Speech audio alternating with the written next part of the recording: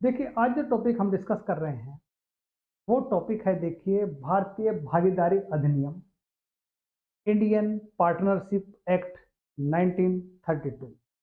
इसके अंतर्गत देखिए हमारा जो टॉपिक है, मतलब जो है फर्म का विघटन, फर्म का रजिस्ट्रीकरण, अनुपूरक, जो धाराएं जो है 39 से 74 तक है।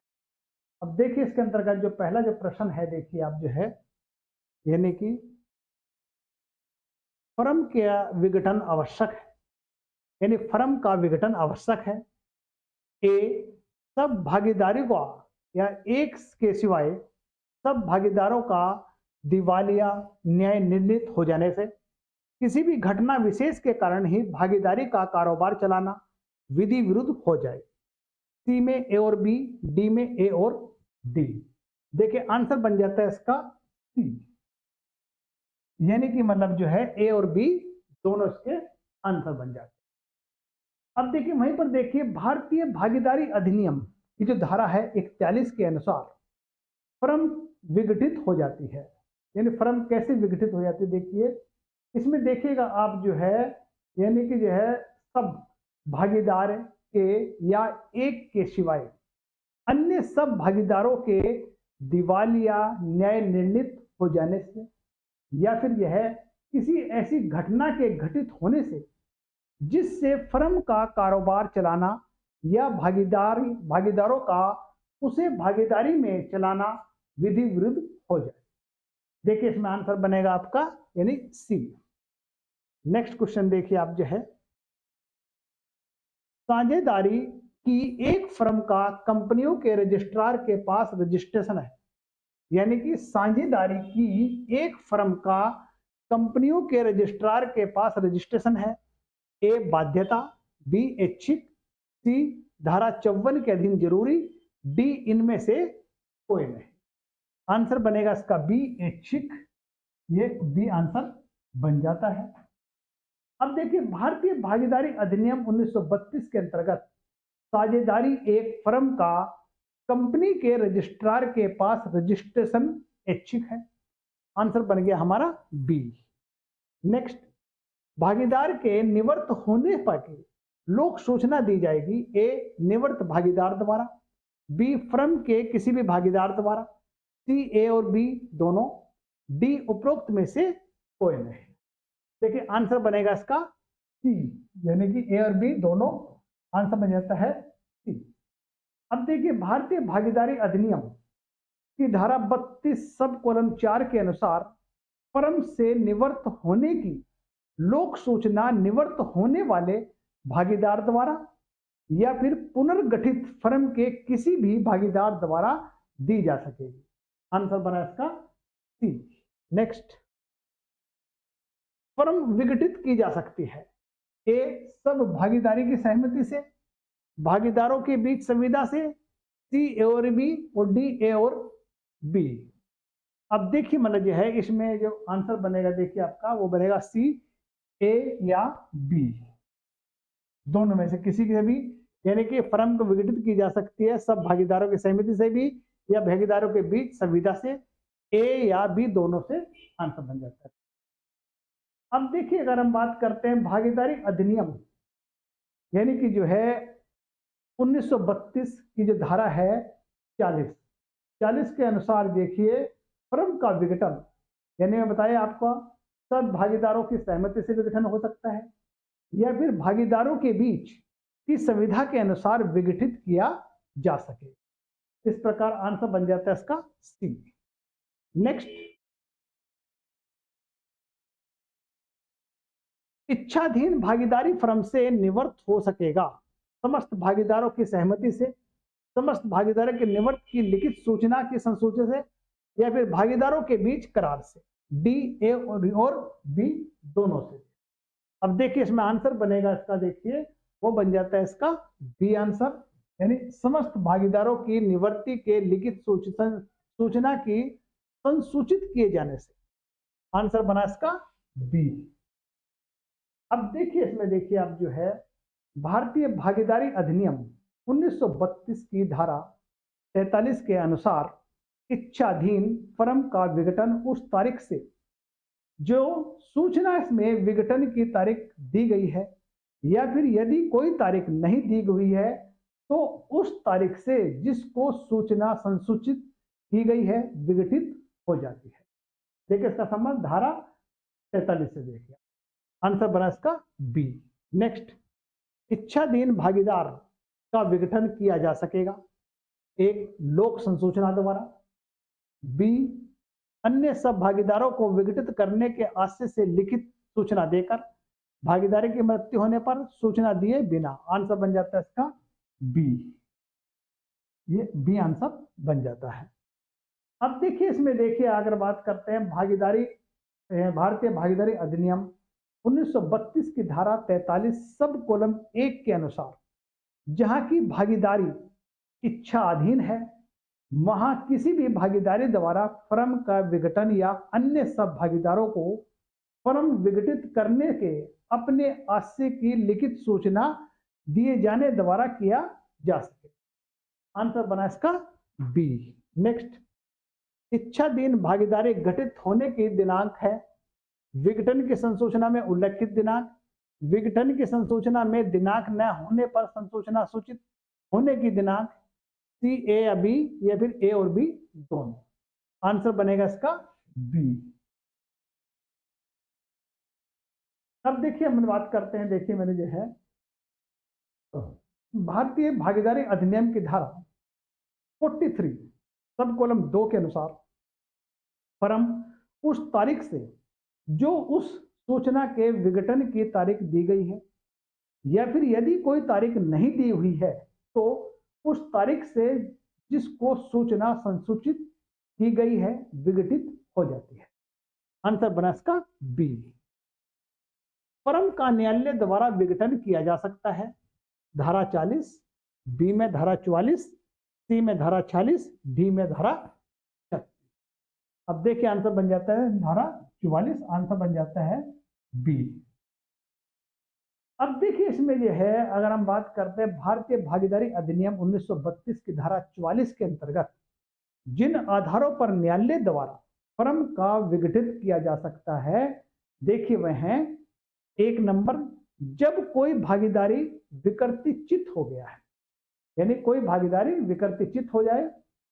ये दूसरी बात, जब भागीदार अपने कर्तव्यों का पालन करने में अस्थायी रूप से असमर्थ हो जाए, जबकि कोई भागीदार ऐसा आचरण करे जिससे फर्म के कारोबार पर प्रतिकूल प्रभाव पड़े, या फिर देखे जाए जबकि कोई भागीदार जानबूझकर या बार बार करार भंग करे।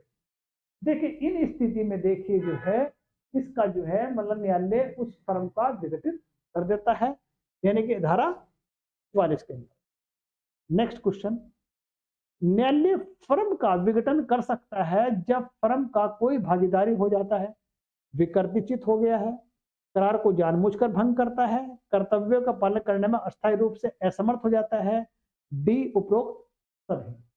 अब देखिए इसका देखिए मतलब जो है इसका आंसर बनेगा आपका यानी कि बी आंसर, ये बन जाता है आपका बी आंसर, यानी कि न्यायालय जो है इसके देखिए इसका आंसर देखिए मतलब जो है विघटित मतलब फर्म का कोई भागीदार हो जाता है, विकृतिचित हो जाता है, करार जानबूझकर भंग करता है, या फिर कर्तव्यों के पालन करने में असमर्थ है, इसका आंसर बनेगा डी, ये डी आंसर बन जाता है। नेक्स्ट, भागीदार फर्म के विघटन के बाद फर्म के कार्यों के लिए दायी नहीं होंगे जब विघटन की लोक संसूचना दे दी गई हो, विघटन के बाद लोक सूचना दिए जाना आवश्यक नहीं है, सी, ए और बी, डी उपरोक्त में से कोई नहीं। तो आंसर बनेगा इसका विघटन की लोक सूचना दे दी गई हो, तो आंसर बनेगा इसमें ए। अब देखिए इसके अंतर्गत देखिए अगर हम भागीदारी अधिनियम की जो धारा है 45 सब कॉलम ए के अनुसार भागीदारी फर्म के विघटन की लोक सूचना जारी कर दिए जाने के पश्चात भागीदारी पर व्यक्तियों के साथ किए गए समव्यवहारों के प्रति उत्तरदायी नहीं रह जाते हैं। कौन सा बना इसका ए। नेक्स्ट, किसी भागीदारी की संपदा उसके भागीदार न होने की तारीख के पश्चात किए गए कार्यों के लिए दायी नहीं होंगे जब वह मर जाता है, जब वह दिवालिया हो जाता है, जब वह निष्क्रिय भागीदार रहा हो, डी उपरोक्त सभी। देखिए आंसर बन जाता है इसका डी उपरोक्त सभी। अब देखिए यहां पर देखिए यह है भारतीय भागीदारी अधिनियम यानी कि यह धारा 45 सब कॉलम ए का पैरा 2 के अनुसार जब भागीदार मर जाता है या फिर दिवालिया न्याय निर्णित कर दिया जाता है या फिर जो भागीदार उसे भागीदार होने फर्म के साथ व्यवहार करने वाले व्यक्ति को ज्ञात न होते हुए भी फर्म से निवृत्त हो जाता है, उसकी संपदा भागीदार न रहने की तारीख के पश्चात किए गए कार्यों के लिए वह दायी नहीं होगा। तो आंसर बन गया इसका डी। नेक्स्ट, फर्म के विघटन होने के पश्चात विघटन की लोक संसूचना के दिनांक तक भागीदारी पर व्यक्तियों के प्रति दायित्व बने रहते हैं, उसका अपवाद है। ए मर्त भागीदार, बी दिवालिया भागीदार, सी सुसुप्त भागीदार, ये सभी। देखिए आंसर बन जाता है इसका डी, ये सभी। नेक्स्ट क्वेश्चन, फर्म विघटित हो जाने के पश्चात भागीदार फर्म के नाम के समरूप कारोबार नहीं कर सकेगा। ए कर सकेगा, बी जब वह परिसमापन नहीं हो जाता, या फिर सी ए और बी दोनों उपरोक्त में से कोई नहीं। देखिए आंसर बन जाता है इसका बी आंसर, ये बी आंसर बन जाता है। अब देखिए अगर हम बात करते हैं भारतीय भागीदारी अधिनियम की जो धारा है 53 के अनुसार फर्म के विघटन हो जाने के पश्चात हर भागीदार या उसके प्रतिनिधि भागीदार के बीच की किसी भी तत्प्रतिकूलित संविधा के अभाव में किसी भी अन्य भागीदार को या फिर उसके प्रतिनिधि को तब तक के लिए फर्म के नाम से समरूप कारोबार करने से या फर्म की किसी भी संपत्ति को अपने निजी फायदे के लिए उपयोग में लाने से अवरुद्ध कर सकेगा, और जब तक फर्म की कामकाज का पूरी तरह से परिसमापन ना हो जाता है। तो आंसर बना इसका बी आंसर। नेक्स्ट, व्यापार अवरोधी करार विधि मान्य है, यानी कि व्यापार अवरोधी करार विधि मान्य है। ए धारा 54 के अंतर्गत, बी धारा 55 के अंतर्गत, सी धारा 56 के अंतर्गत, सी धारा 57 के अंतर्गत। देखिए आंसर बनेगा इसका ए धारा 54 के अंतर्गत। अब देखिए भागीदारी की जो मतलब अधिनियम की जो धारा है 54 के अनुसार फर्म के विघटन पर या विघटन के पूर्व अनुमान पर भागीदार यह करार कर सकेंगे कि उनमें से कुछ या सब किसी विनिर्दिष्ट स्थानीय सीमाओं के भीतर फर्म के कारोबार के सदृश्य कारोबार नहीं चलाएंगे, और यदि अधिरोपित निबंधन युक्त हो तो भारतीय संविधा अधिनियम 1872 के अंतर्गत धारा 27 में इस बात के होते हुए भी ऐसा करार विधि मान्य होगा। तो आंसर बना इसका ए। नेक्स्ट, निम्नलिखित मामलों में वाद लाने के लिए फर्म का रजिस्ट्रीकरण आवश्यक नहीं माना गया है।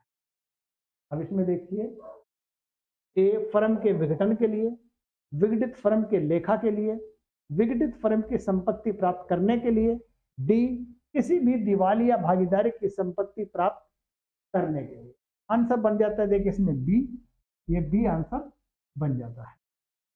अब देखिए अगर हम बात करते हैं भारतीय भागीदारी अधिनियम 1932 की जो धारा है 69 सब कॉलम 3 के अनुसार फर्म के विघटन के लिए या फर्म के लेखा के लिए फर्म की संपत्ति प्राप्त करने के किसी भी अधिकार या शक्ति के परिवर्तन पर या किसी दिवालिया भागीदार के संपत्ति को प्राप्त करने और के लिए फर्म का रजिस्ट्रीकरण आवश्यक नहीं माना गया है। इसमें देखिए आपका देखिए आंसर बन जाता है बी। नेक्स्ट, फर्म के रजिस्ट्रीकरण के संबंध में कथन, सूचना और टिप्पणी उन्हें देने वाला व्यक्ति के विरुद्ध ए निश्चय सबूत है, निश्चय सबूत नहीं है, विबंध है, ये सभी है। इसमें आंसर बन जाता है निश्चय सबूत है, आंसर बन जाता है ए। अब देखिए मतलब जो है हम इससे बात करते हैं भारतीय भागीदारी अधिनियम 1932 की धारा 68 सब कॉलम 1 के अनुसार फर्मों के रजिस्टर में या रजिस्ट्रार में अभिलिखित या टिप्पणित कोई भी कथन, प्रज्ञापन या सूचना या उसे कथित किसी भी तथ्य का निश्चय सबूत उस व्यक्ति के विरुद्ध होगी जिसके द्वारा या जिसका ओर से ऐसा कथन, प्रज्ञापन या सूचना हस्ताक्षरित की गई थी। तो आंसर बना इसका ए। नेक्स्ट, भारतीय भागीदारी अधिनियम की कौन सी धारा है जो 1 अक्टूबर 1933 को लागू हो गई थी? ए धारा 55, धारा 62, धारा 69, धारा 72। आंसर बना इसका सी। ये सी इसका आंसर बन जाता है। अब देखिए इसमें जो है भारतीय साक्ष्य अधिनियम की जो धारा है मतलब देखिए हमारी 69 1 अक्टूबर 1933 को लागू हो गई थी। नेक्स्ट क्वेश्चन, भारतीय संविधान से उत्पन्न अधिकारों को परिवर्तित कराने के लिए आवश्यक है फर्म का रजिस्ट्रेशन, फर्म के पर व्यक्तियों के संबंध में सी, ए और बी, डी उपरोक्त सभी। अब इसमें आंसर बन जाता है हमारा ए, फर्म के रजिस्ट्रेशन पे। देखिए इसमें देखिए अगर हम बात करते हैं भारतीय भागीदारी अधिनियम 69 सब कॉलम ए के अनुसार अरजिस्ट्रीकृत फर्म द्वारा पर व्यक्तियों के विरुद्ध संविधा से उद्भूत अधिकारों को प्रावर्तित कराने के लिए वाद संस्थित नहीं किया जा सकता है तथा वाद लाने के लिए व्यक्ति फर्मों का रजिस्टर में उस फर्म की भागीदारी के तौर पर दर्शित न हो या दर्शित न रहे। आंसर बना इसका ए। नेक्स्ट, फर्म के रजिस्ट्रेशन न कराने का क्या प्रभाव पड़ता है? फर्म की भागीदारी के बीच पारस्परिक वाद पर रोक, फर्म की भागीदारी पर व्यक्तियों के वाद पर नहीं ला सकते, पर व्यक्ति फर्म के विरुद्ध वाद ला सकते हैं, डी उपरोक्त सभी। 19 का इसका बनेगा देखिए डी, ये आंसर बन जाता है डी। नेक्स्ट, विघटन के पश्चात फर्म की गुडविल बेची जा सकती है, यानी फर्म के विघटन के बाद इसकी गुडविल बेची जा सकती है। ए, फर्म के अन्य संपत्ति के साथ साथ फर्म की अन्य संपत्ति के पर से पृथक रूप से या फिर अन्य संपत्ति के साथ भी उपरोक्त में से कोई नहीं। आंसर बना इसका सी, यानी कि पृथक रूप से या फिर अन्य संपत्ति के पृथक भी जैसे। नेक्स्ट, एक निष्क्रिय साझेदारी वो है जो केवल लाभ के लिए हक रखता है, न तो क्रियाशील है न बाहरी लोग उसे जानते हैं। साझेदारी की फर्म के व्यवसाय में रुचि नहीं है, बाहरी व्यक्तियों के लिए उत्तरदायी नहीं है। देखिए इसमें आंसर बनेगा आपका देखिए ये बन जाता है बी आंसर, न क्रियाशील है न बाहरी लोग जानते हैं। नेक्स्ट, फर्म का रजिस्ट्रीकरण, देखिए फर्म का रजिस्ट्रीकरण आवश्यक नहीं है, आवश्यक है। भागीदारी की इच्छा पर है कि वह रजिस्ट्रेशन कराए या न कराए। आंसर भी देखिए इसमें देखिए आंसर बन जाता है इसका यानी कि डी आंसर, यानी कि ए और सी, ये डी आंसर बन जाता है। नेक्स्ट, रजिस्ट्रीकृत के मामले में विनिश्चय करने वाला न्यायालय आदेश दे सकता है। देखिए न्यायालय आदेश दे सकता है रजिस्ट्रार फर्मों के रजिस्टर में की किसी भी प्रविष्टि में संशोधन करें। रजिस्ट्रार को आदेश या निर्देश नहीं दे सकता है, सी, ए और बी, डी उपरोक्त में से कोई नहीं। देखिए आंसर बन जाता है इसका ए, यानी रजिस्ट्रार फर्मों को रजिस्टर की या फिर किसी भी प्रविष्टि में संशोधन कर सके, तो आंसर बनेगा इसका ए। नेक्स्ट, फर्म का रजिस्ट्रेशन किस वाद के लिए आवश्यक नहीं है? देखिए फर्म का जो रजिस्टर है रजिस्ट्रेशन किस वाद के लिए आवश्यक नहीं है?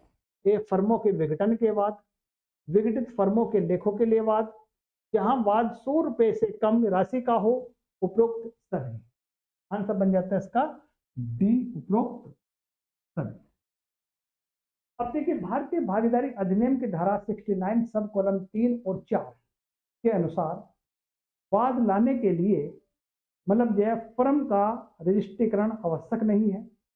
देखिए इसमें फर्म को विघटन के लिए, विघटित फर्म के लेखा लेने के लिए, किसी दिवालिया भागीदारी की संपत्ति को प्राप्त करने के लिए, जहां भागीदारी अधिनियम 1932 का विस्तार ना हो, जहां बाद 100 रुपए की कम राशि का हो। देखिए इस प्रकार आंसर बन जाता है इसका डी। देखिए मैंने आज आपके साथ ये भारतीय भागीदारी अधिनियम 1932 डिस्कस किया आपके साथ जो है। इसमें आज हमने इतने क्वेश्चन डिस्कस किए हैं, बाकी आगे नेक्स्ट क्लास में